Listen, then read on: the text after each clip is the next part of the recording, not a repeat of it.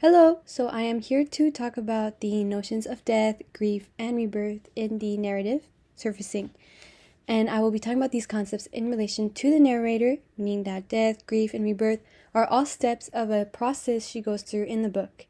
This process is a spiritual journey and is for connecting to her inner person.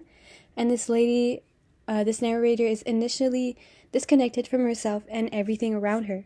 And at the end of the book, she manages to find inner peace and gain some sort of power that gives her the will to live and with all her different sides, for example, living with full acceptance of her past, of embracing her artistic side, embracing being a girlfriend, and we'll get into that.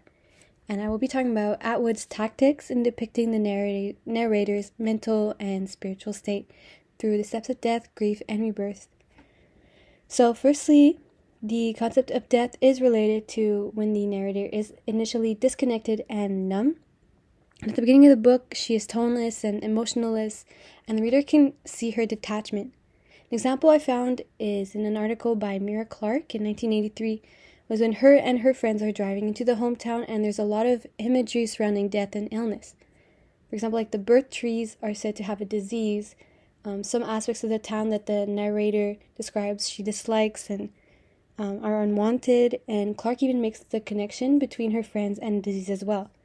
Because Joe and David, for example, are shooting their camera around, objectifying and feeling entitled to everything they capture footage of. Even imagery about herself, the narrator, highlighted in an article by Rubenstein, she mentions feeling amputated, manipulated, paralyzed, like unwhole. For example, she says that she feels she's cut in two.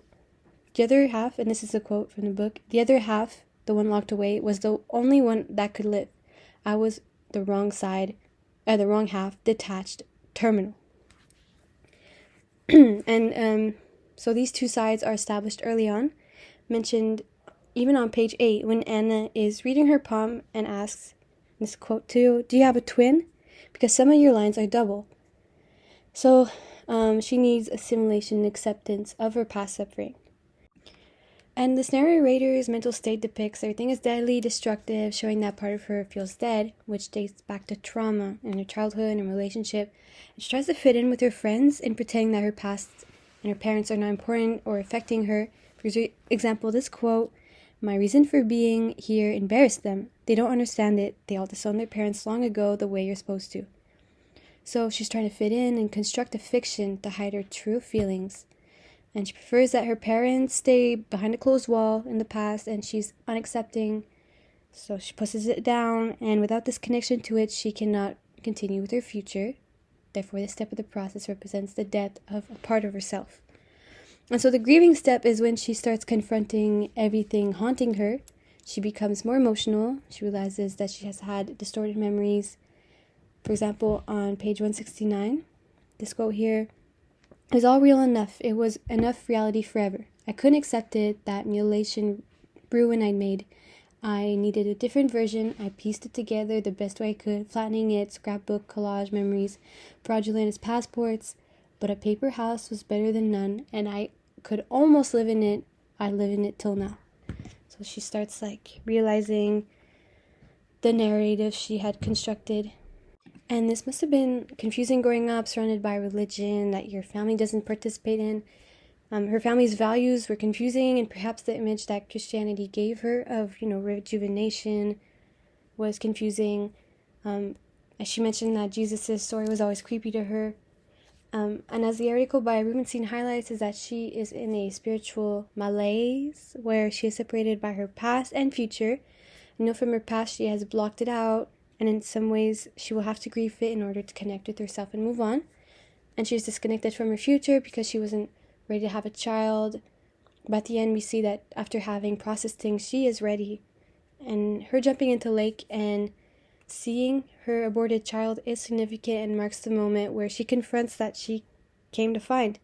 As Clark mentioned, and here's a quote.